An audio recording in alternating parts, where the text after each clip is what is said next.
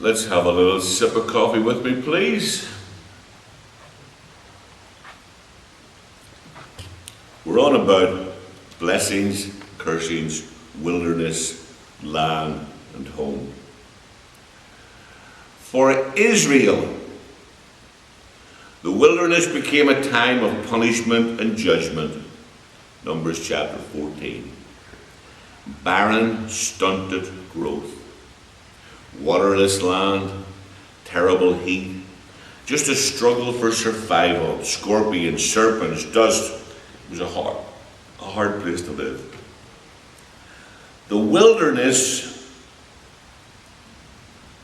was a school.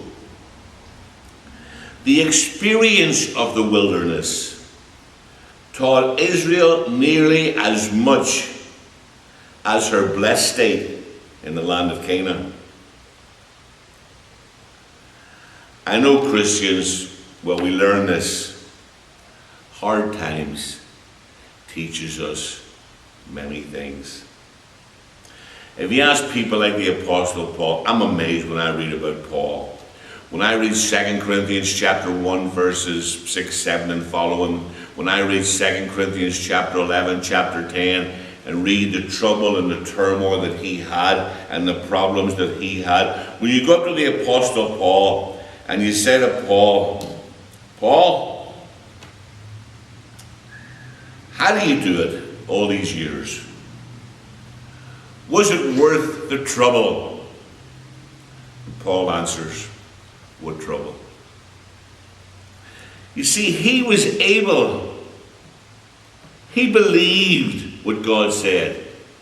What awaits you, Paul, this here which you're going through now is nothing compared to what awaits you. Paul would say, what trouble? But in the wilderness, Israel was taught assurance. God provided for them their every need. Deuteronomy chapter 8, verses 1 through 5. He was a guide to them. He would bring them safely home at night. He was able to extort blessings from curse. He was able to take rugged rocks and bring forth water. He was able to take stony ground and feed their flocks, and they would prosper. In the wilderness, Israel realized that sin matters. We should not have rebelled. We should not have violated the covenant. Well, it was hardly out of God's mouth. We should not have whined and complained and distrusted because of the hard condition. In the wilderness, Israel learned to trust. In the wilderness, Israel was disciplined. Deuteronomy chapter 8, verses 2 through 5. She was disciplined. God longs for us. He seeks after us. He's in pursuit of us. He longs for us.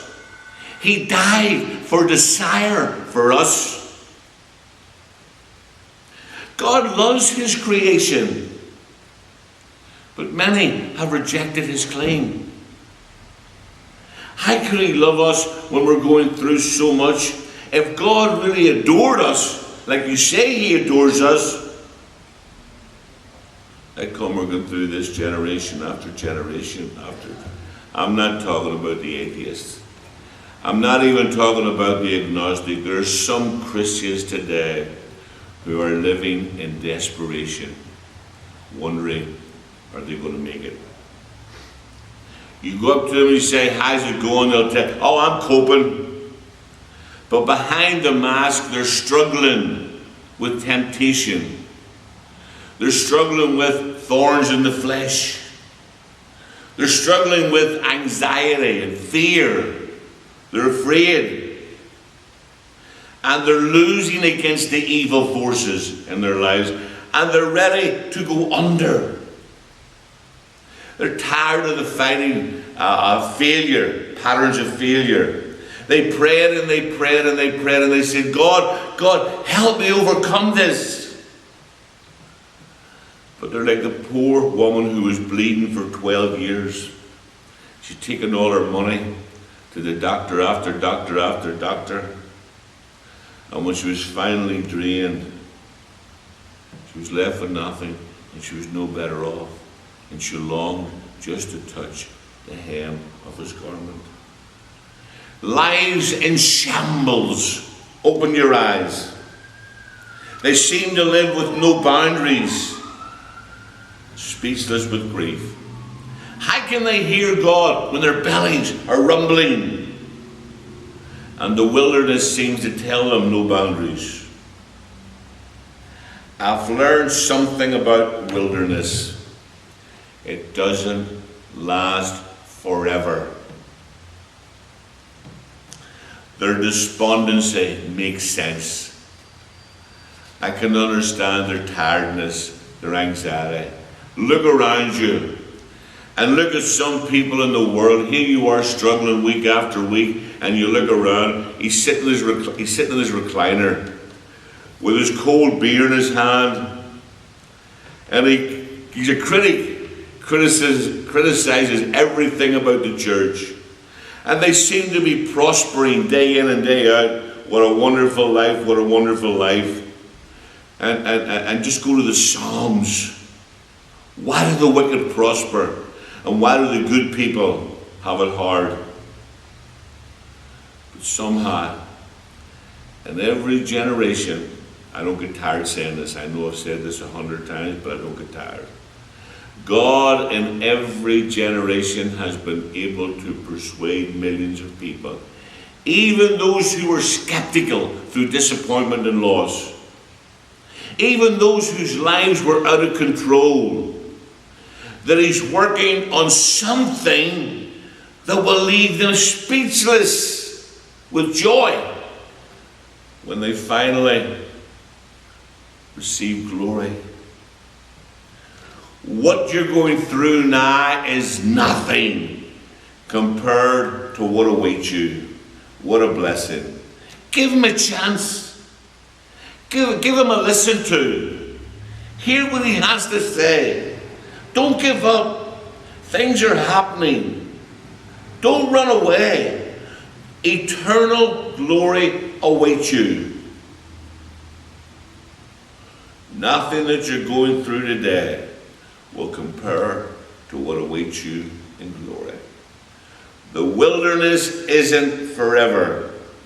And God hasn't given up on one of us. He's no heavenly sweetheart, wealth and health gospel. Sometimes his followers do get tired, do get sick, do get hungry, do get disturbed. But you look at the biblical times, they went through purgatory to spread the word. Paul speaks about tearing down the strongholds, taking captive everything that sets itself against God. That's our business. They went everywhere preaching the good news. Christ died to redeem us. And there are no exceptions. It's tough out there. But the wilderness doesn't last forever. God does. I pray that you'll have a wonderful, wonderful, wonderful rest of the week.